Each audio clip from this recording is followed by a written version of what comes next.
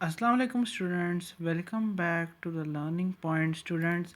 हम आज जो टॉपिक डिस्कस करने जा रहे हैं वो एक बहुत कॉम्प्लिकेटेड टॉपिक है। उसमें बच्चों को बहुत परेशानी पेश आती है और वो टॉपिक है ग्लाइकोलाइसिस।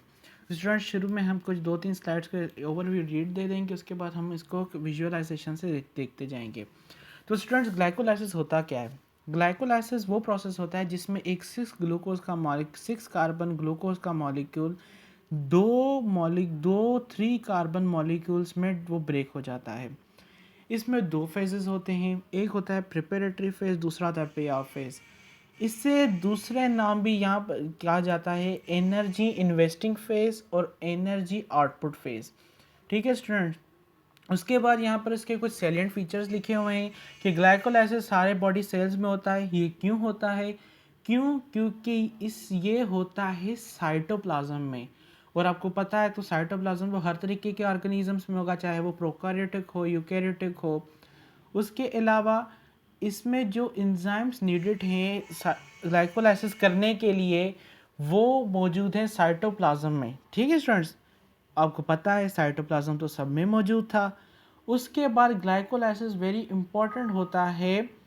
ठीक है स्टूडेंट्स, वो होता है ब्रेन के लिए। क्योंकि जो हमारा ब्रेन है वो मेनली एनर्जी के लिए डिपेंड ही ग्लाइकोलाइसिस पर करता है। उसके अलावा अगर किसी भी स्टेप को ग्लाइकोलाइसिस को हो रहा है और उसके कोई स्टेप को हम रिवर्सल करते हैं तो वो ग्लूकोनियोजेनेसिस के प्रोसेस में चला जाता है। अब स्टूडेंट्स, ग्लूकोनियोजेनेसिस क्या होता है? अगर हम कोई भी कार्बोहाइड्रेट का मॉलिक्यूल या ग्लूकोज बनाएं from a non carbohydrate source तो उसे हम कहते हैं ग्लूकोनियोजेनेसिस। अगर किसी टिश्यू में माइटोकॉन्ड्रिया नहीं है, फॉर एग्जांपल प्रोकैरियोटिक ऑर्गेनिजम्स, तो उसमें भी जो ग्लाइकोलाइसिस का प्रोसेस है वो होगा और एटीपीज प्रोड्यूस करेगा। अब ग्लाइकोलाइसिस दो तरीके के हैं। एक हो सकता है एरोबिक, दूसरा होता है एनारोबिक।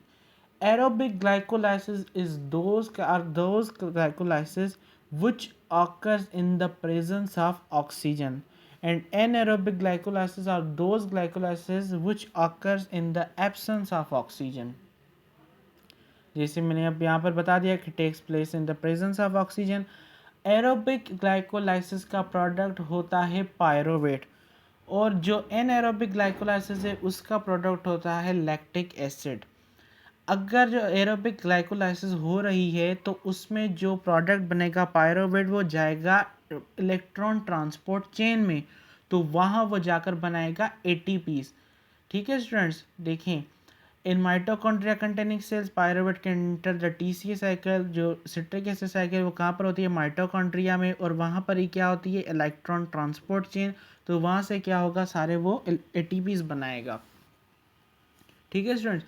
अब एनारोबिक ग्लाइकोलाइसिस क्या थी कि वो हो रही है in the absence of oxygen. Lactic acid जो लैक्टेट है, जिसे हम लैक्टिक एसिड भी कहते हैं, वो था उसका एंड प्रोडक्ट। ठीक है स्टूडेंट। अब जब अगर एनारोबिक कंडीशंस है उसमें मतलब क्या है? ऑक्सीजन भी नहीं है, तो मतलब क्या, वो हमारा जो एंड प्रोडक्ट है लैक्टिक एसिड वो बन रहा है, मगर वो बन किससे रहा है? Absence of oxygen. और उसमें इतनी जो है एटीपी की प्रोडक्शन भी नहीं होती क्योंकि वो डायरेक्ट यूटिलाइज भी नहीं हो रहा एज एनर्जी सोर्स। उसके बाद अगर यहाँ पर लिखा हुआ है कि अगर इंटेंस एक्सरसाइज भी की जाए, जैसे हम करते हैं ना, जैसे हमने देखा होगा कि बाग गार्डन्स में सारे भागते होते हैं, तो उसमें क्या होता है? अचानक से हमारे बॉडी में पेन स्टिफनेस शुरू हो जाती है। तो वो किसकी वजह से होती है? लैक्टेट, जिसका दूसरा नाम लैक्टिक एसिड भी कह सकते हैं। ठीक है स्टूडेंट्स। अगर किसी टिश्यू में, किसी सेल में या किसी उसमें माइटोकॉन्ड्रिया की कमी है तो उसमें सिर्फ और सिर्फ एनारोबिक ग्लाइकोलाइसिस होती है, और उसमें जो प्रोडक्ट बनता है वो बनता है लैक्टेट। जैसे यहाँ पर हमने एग्जांपल लिखा हुआ है कि इन इराइथ्रोसाइट मतलब आरबीसीज, उसमें क्या था? माइटोकॉन्ड्रिया एब्सेंट होता है और उसमें सिर्फ और सिर्फ क्या होगी? एनारोबिक ग्लाइकोलाइसिस, जिसकी वजह से जो प्रोडक्ट बनेगा वो लैक्टेट बनेगा। और यहाँ पर दूसरे भी कुछ एग्जांपल्स हैं, just like the cornea and the lens of the I and the inner medulla of the kidney. ठीक है स्टूडेंट्स। अब रेस्पिरेटरी चेन है। अगर मतलब अब क्योंकि अगर देखें एनारोबिक ग्लाइकोलाइसिस हो रही है तो उसमें ऑक्सीजन नहीं था ना, मतलब क्या है, वो रेस्पिरेटरी चेन जो इलेक्ट्रॉन ट्रांसपोर्ट चेन है वो नहीं होगी। ठीक है स्टूडेंट, यहाँ पर 5th पॉइंट में यही लिखा हुआ है। हम ग्लाइकोलाइसिस के प्रोसेस में 4 टोटल एटीपीज नेट हैं, ग्रॉस हैं, जिसे हम कहते हैं ना ग्रॉस एटीपीज 4 हैं, जिसमें से 2 यूटिलाइज होते हैं, 2 गेन होते हैं। ठीक है स्टूडेंट, अब जो एनारोबिक ग्लाइकोलाइसिस है वो है एक मतलब हमारे फायदे के लिए, मतलब उसका जो एफिशिएंसी है वो कम है। फायदे में हमारे लिए कैसे, क्योंकि वो हमें एटीपी प्रोड्यूस कर कर दे रही है। और हमारे लिए ये इतना एफिशिएंट क्यों नहीं, क्योंकि इसमें जो क्वांटिटी होती है एटीपी की वो कम होती है, इसलिए it is a beneficial process but it is less efficient. अब स्टूडेंट्स रिएक्शंस देखें अगर ग्लाइकोलाइसिस के, तो वो 3 तरीके के हैं, energy investing, splitting phase and energy regeneration phase. Students यहाँ पर एक प्रिपरेटरी फेज लिखा है, इसमें डिफरेंट स्टेप्स हैं, मैं आपको एक एक कर कर दिखाता जाता हूँ। Phosphorylation of glucose, first step में क्या होगा कि जो ग्लाइकोलाइसिस है उसमें क्या है, एक ग्लूकोज का मॉलिक्यूल है, उसमें क्या करेंगे हम, उसकी करेंगे फॉस्फोराइलेशन, मतलब क्या, उसमें एक फॉस्फेट का हम एक ग्रुप ऐड करेंगे ग्लूकोज में, तो वो किस में बन जाएगा, ग्लूकोज 6 फॉस्फेट में। और ये रिएक्शन हो रहा है इन द प्रेजेंस ऑफ हेक्सोकाइनेज। और अगर हमने इस ग्लूकोज के मॉलिक्यूल में एटीपी को ऐड किया तो वो कहाँ से आएगा, एटी फॉस्फेट ऐड किया तो वो कहाँ से आएगा, एटीपी में से आएगा ना, तो एटीपी कन्वर्ट हो जाएगा एडीपी में। तो ये था हमारा first step, that the glucose is phosphorylated at the position number 6 and in the presence of hexokinase, ATP and magnesium.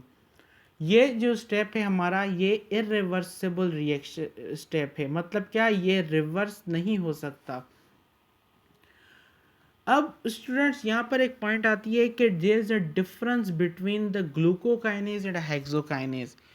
Glucokinase भी फॉस्फोराइलेशन करवाता है, हेक्सोकाइनेज भी करवाता है, मगर ग्लूकोकाइनेज सब टिश्यूज में प्रेजेंट नहीं होता, वो सिर्फ प्रेजेंट होता है लिवर में। और जो यहाँ के अगर हेक्सोकाइनेज है वो हमारे लिवर में भी प्रेजेंट है और सारे बॉडी टिश्यूज में भी प्रेजेंट है। उसके अलावा ग्लूकोकाइनेज सिर्फ तब ही वर्क करता है जब ग्लूकोज की क्वांटिटी बहुत हमारी बॉडी में ज़्यादा हो। फॉर एग्जांपल हमने खाना खाया, चॉकलेट्स खाए, कुछ खाए, तो उस वक्त क्या हमारी बॉडी में ग्लूकोज की लेवल बहुत ज़्यादा है, तो उस वक्त ग्लूकोकाइनेज एक्टिवेट होगा। उसके अलावा जो हेक्सोकाइनेज है वो को ग्लूकोज की कंसंट्रेशन पर डिपेंड नहीं करता, वो सिर्फ और सिर्फ मतलब क्या, उसका काम है भाई मैं तो सीधा साधा बंदा हूँ, मैंने तो फॉस्फोराइलेशन करवानी है। ग्लूकोकाइनेज क्या है, वो एक सबस्ट्रेट स्पेसिफिक एंजाइम है, वो सिर्फ और सिर्फ ग्लूकोज पर एक्ट करेगा। उसके अलावा जो हेक्सोकाइनेज है वो एक्ट करेगा सारे हेक्सोज पर, हो सकता है ग्लूकोज हो सकता है फ्रक्टोज हो सकता है मैनोज हो। दूसरा स्टेप स्टूडेंट्स होता है कि conversion of glucose 6 phosphate to fructose 6 phosphate by phosphohexose isomerase. जो ग्लूकोज 6 फॉस्फेट का मॉलिक्यूल है वो चेंज हो जाता है फ्रक्टोज 6 फॉस्फेट के मॉलिक्यूल में, मतलब क्या, यहाँ पर हो जा रही है आइसोमेराइजेशन। और स्टूडेंट्स मैं आपको ये बताता चलूँ कि मतलब क्या, मतलब यहाँ पर सिर्फ और सिर्फ फंक्शनल ग्रुप चेंज हुआ है, हेक्सोस चेन या शुगर का शुगर चेंज नहीं, मतलब क्या, सिर्फ उसका फंक्शनल ग्रुप चेंज हुआ है ग्लूकोज 6 फॉस्फेट से fructose 6 phosphate in the presence of phospho fructo isomerase. Students मैं आप लोगों की आसानी के लिए इसे हम क्या करते हैं, मैं आपको एक दूसरी चीज़ से आपको रेफरेंस दिखाता हूँ, उससे आपको बताता जाता हूँ। देखिए स्टूडेंट्स, ये था हमारा एक मेटाबॉलिज्म का, ये हमारा ग्लाइकोजन का पाथवे है। हमने कहाँ तक डिस्कस किया था, फ्रक्टोज 6 फॉस्फेट तक। ठीक है स्टूडेंट्स, अब मैं आपको शुरू से एक बार इस चीज़ को दिखाता हूँ। ग्लूकोज चेंज होगा इन द प्रेजेंस ऑफ हेक्सोकाइनेज और ग्लूकोकाइनेज, किसमें, ग्लूकोज 6 फॉस्फेट में। ग्लूकोज 6 फॉस्फेट देन क्या होगा, आइसोमेरेज होगा। आइसोमेरेज होकर क्या किस में कन्वर्ट हो जाएगा, फ्रक्टोज 6 फॉस्फेट में। ठीक है स्टूडेंट। अब फ्रक्टोज 6 फॉस्फेट इसका क्या है, एक आइसोमर है। ग्लूकोज क्या था, एक अल्डोज शुगर था, और जो फ्रक्टोज है वो एक कीटोन शुगर है। अब दोबारा इसकी क्या होगी, एक फॉस्फोराइलेशन होगी। फॉस्फोराइलेशन में क्या मतलब, कि हमें इसमें एक फॉस्फेट ग्रुप ऐड करना है। फॉस्फेट ग्रुप हम ऐड करेंगे, वो कहाँ से आएगा, एटीपी में से। तो एटीपी करेगा अपना फॉस्फेट ग्रुप डोनेट इस फ्रक्टोज 6 फॉस्फेट को एट द पोजीशन नंबर 1। इसका मतलब ये पोजीशन नंबर इसकी 1 हो गई, ये इसकी पोजीशन नंबर 2 हो गई, 6 हो गई। तो यहाँ पर क्या एक और फॉस्फेट ग्रुप लग गया, तो ये इसमें कन्वर्ट हो गया फ्रक्टोज 1,6 बिस फॉस्फेट में। अब स्टूडेंट देखें,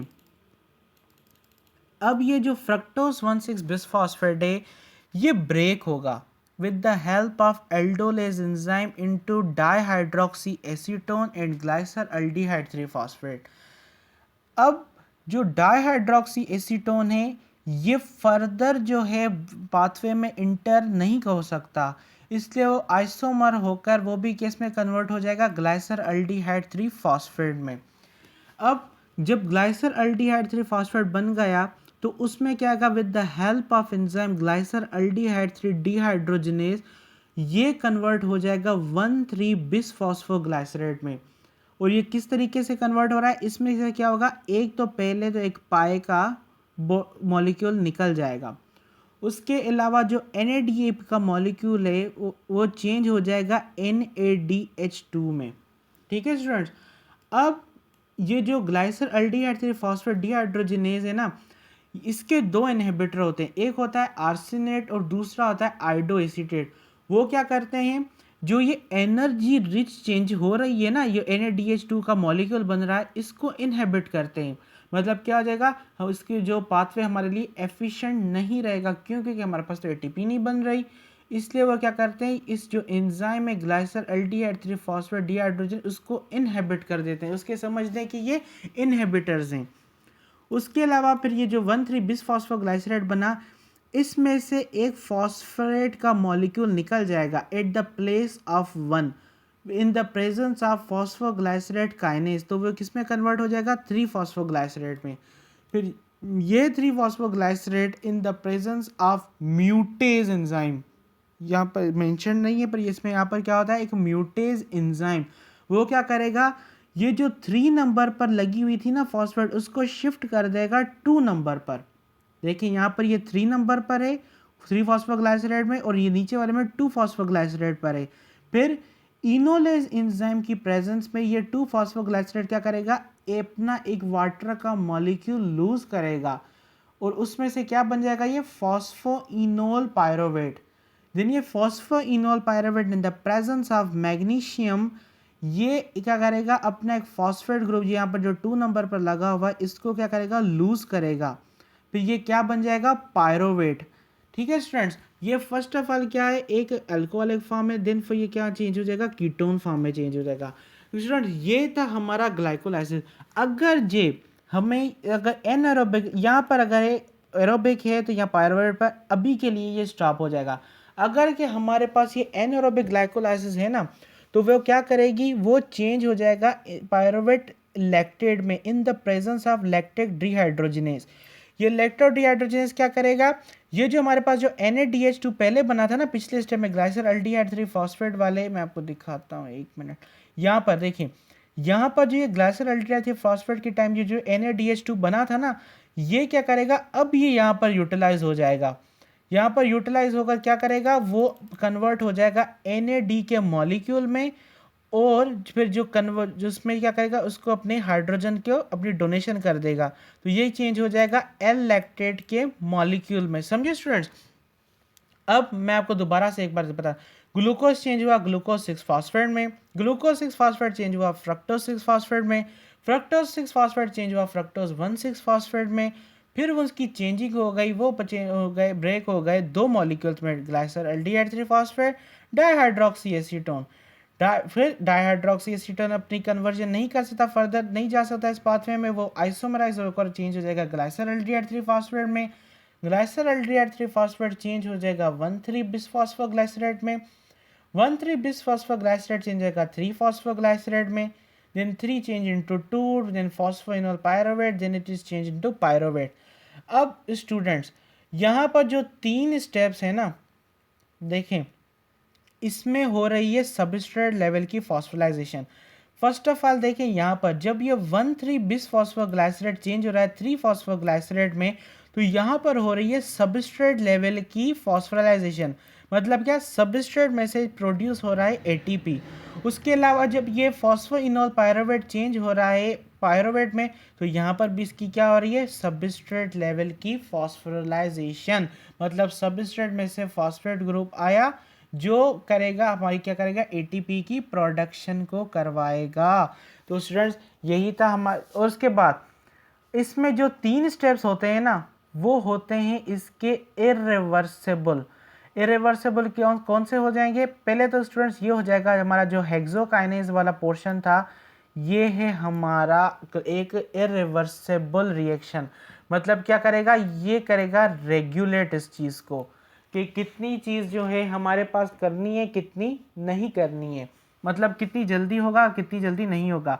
उसके बाद जो फ्रक्टोज 6 फॉस्फेट चेंज होता है फ्रक्टोज 1,6 बिस फॉस्फेट में, ये भी एक इरिवर्सिबल रिएक्शन है और ये एक लिमिटिंग रिएक्शन भी है। क्यों? क्योंकि जितना ये तेज़ी से फ्रक्टोज 1,6 फॉस्फेट में चेंज हुआ है ना, यही सारी चीज़ डिपेंड करेगा कि अगला रिएक्शन ग्लाइकोलाइसिस का भी कितना जल्दी हो रहा है। उसके अलावा स्टूडेंट्स अगर जो हम नेक्स्ट एक चीज़ देखें तो कौन सी चीज़ है जो हमारा फर्दर जो रेगुलेट करती है, वो होती है हमारा जो पायरुवेट काइनेज का जो एंजाइम था। देखें स्टूडेंट्स, ये जो फॉस्फोपायरुवेट काइनेज जो एंजाइम है, ये भी क्या करता है, एक इरिवर्सिबल रिएक्शन और करवाता है। मतलब क्या, जब जो फॉस्फो पायरुवेट चेंज होगा पायरुवेट में, तो ये भी जो स्टेप है रिएक्शन, ये भी हमें क्या बताएगा कि एक रेगुलेटरी स्टेप है। इस जो रिएक्शन हो रहा है या पूरा मेटाबॉलिज्म, इसको रेगुलेट करेगा कि कितनी इसकी स्पीड हो और कितनी इसकी स्पीड ना हो। तो स्टूडेंट्स आई होप आपको ये लेक्चर वीडियो पसंद आई होगी। अगर आपको पसंद आई तो इसे लाइक करना, शेयर करना, सब्सक्राइब करना। नेक्स्ट वीडियो में हम इसके कुछ फैक्टर्स को डिस्कस करेंगे। तब तक के लिए अल्लाह हाफिज़।